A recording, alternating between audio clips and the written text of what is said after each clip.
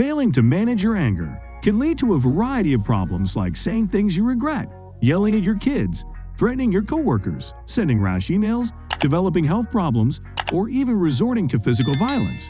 But not all anger issues are that serious. In today's video, we will be showing you ways to control your anger. Without further ado, let's begin. Identify triggers. If you've gotten into the habit of losing your temper, take stock of the things that trigger your anger. Long lines, traffic jams, snarky comments, or excessive tiredness are just a few things that might shorten your fuse. While you shouldn't blame people or external circumstances for your inability to keep your cool, understanding the things that trigger your anger can help you plan accordingly. You might decide to structure your day differently to help you manage your stress better. Or you might practice some anger management techniques before you encounter circumstances that you usually find distressing. Doing these things can help you lengthen your fuse, meaning that a single frustrating episode won't set you off. Evaluate your anger. Before you spring into action to calm yourself down, ask yourself if your anger is a friend or an enemy. If you're witnessing someone's rights being violated, or you are in an unhealthy situation, your anger might be helpful. In these cases, you might proceed by changing the situation rather than changing your emotional state. Sometimes, your anger is a warning sign that something else needs to change, like an emotionally abusive relationship or a toxic friendship. If, however, your anger is causing distress or hurting your relationships, your anger may be an enemy. Other signs of this type of anger include feeling out of control and regretting your words or actions later. In these situations, it makes sense to work on tackling your emotions and calming yourself down. Recognize warning signs. If you're like some people, you may feel like your anger hits you in an instant. Perhaps you go from calm to furious in a heartbeat. But there are still likely warning signs when your anger is on the rise. Recognizing them early can help you take action to prevent your anger from reaching a boiling point.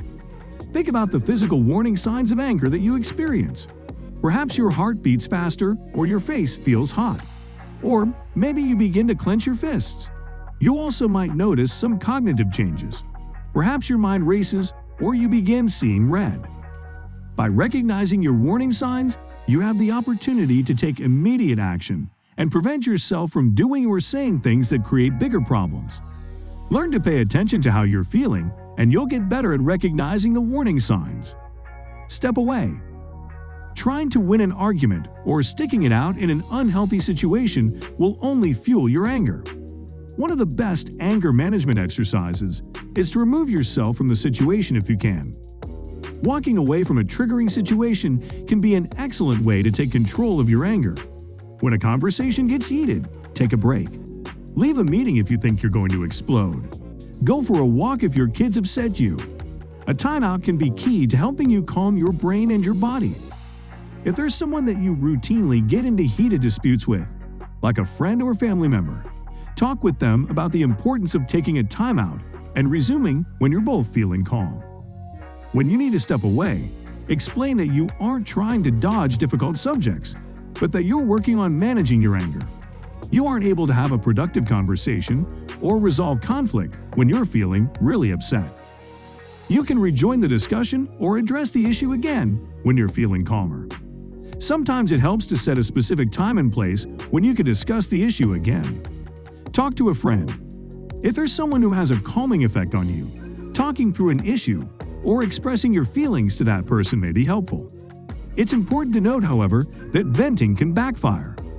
Complaining about your boss, describing all the reasons you don't like someone, or grumbling about all of your perceived injustices may add fuel to the fire. A common misconception is that you have to vent your anger to feel better. But studies show you don't need to get your anger out. Smashing things when you're upset, for example, may actually make you angrier. So it's important to use this coping skill with caution. Likewise, if you're going to talk to a friend, make sure you're working on developing a solution or reducing your anger, not just venting. It's unfair to use them as your go-to sounding board. Instead, you might find that the best way to use this strategy is to talk about something other than the situation causing you to feel angry. Get moving. Anger gives you a rush of energy. One of the best anger management exercises is quite literally to exercise and engage in physical activity. Whether you go for a brisk walk or hit the gym, working out can burn off extra tension. Regular exercise also helps you decompress.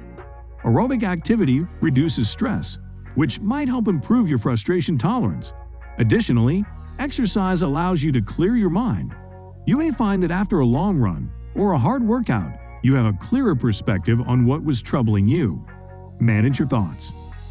Angry thoughts add fuel to your anger. Thinking things like, "I can't stand it," "This traffic jam is going to ruin everything," will increase your frustration. When you find yourself thinking about things that fuel your anger, refrain your thoughts. Instead, think about the facts by saying something like, "There are millions of cars on the road every day. Sometimes there will be traffic jams." Focusing on the facts, without adding catastrophic predictions or distorted exaggerations, can help you stay calmer. You also might develop a mantra that you can repeat to drown out the thoughts that fuel your anger. Saying, "I'm okay," "Stay calm," or "Not helpful," over and over again can help you minimize or reduce angry thoughts. Change the channel. Ruminating about an upsetting situation fuels angry feelings. If, for example, you've had a bad day at work, rehashing everything that went wrong all evening will keep you stuck in a state of frustration. The best way to calm down might be to change the channel in your brain and focus on something else altogether. Telling yourself, "Don't think about that," isn't always successful. The best way to mentally shift gears is to distract yourself with an activity. Do something that requires your focus and makes it more challenging for angry or negative thoughts to creep in. Focus on relaxation. There are many different anger management exercises that involve relaxation. The key is to find the one that works best for you. Breathing exercises and progressive muscle relaxation are two common strategies for reducing tension. The best part is, both exercises can be performed quickly and discreetly. So whether you're frustrated at work or you're angry at a dinner engagement, you can let go of stress quickly and immediately. It's important to note, however, that relaxation exercises take practice. At first, you might not feel as though they're effective, or you might question whether they're going to work for you. But with practice, they can become your go-to strategies for anger management. Explore your feelings. Sometimes it helps to take a moment and think about what emotions might be lurking beneath your anger. Anger often serves as a protective mask to help you avoid feeling more painful emotions like embarrassment, sadness, and disappointment. When someone gives you feedback that's hard to hear, for example, you might lash out in anger because you're embarrassed. Convincing yourself the other person is bad for criticizing you might make you feel better in the moment because it keeps your embarrassment at bay.